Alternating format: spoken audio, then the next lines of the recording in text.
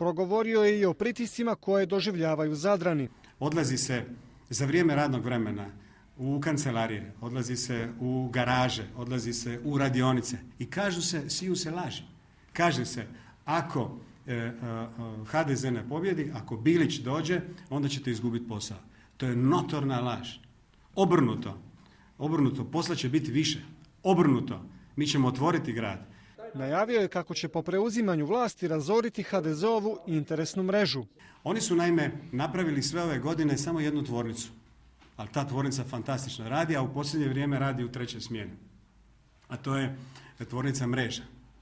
Tvornica mreža, ne ona u Biogradu kao što rekoh, nego tvornica interesa.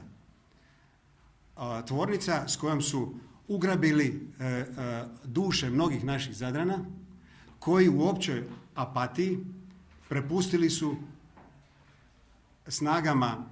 snagama mraka da ih kontroliraju, da ih ucjenjuju i da im ne daju slobodno misliti i slobodno raditi. Taj kandidat za gradonačelnika Zadra pohvalio se kako ga je iznenadila podrška ovdašnje poslovne zajednice.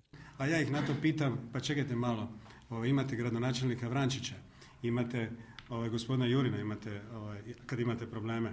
Međutim, oni se na to nasmiju i kažu, ma o čemu ti pričaš, tamo je lagodna atmosfera, tamo nema reakcije na naše probleme. Bilić je pozvao Zadrane da u nedjelju izađu na izbore te glasuju slobodno i samosvjesno.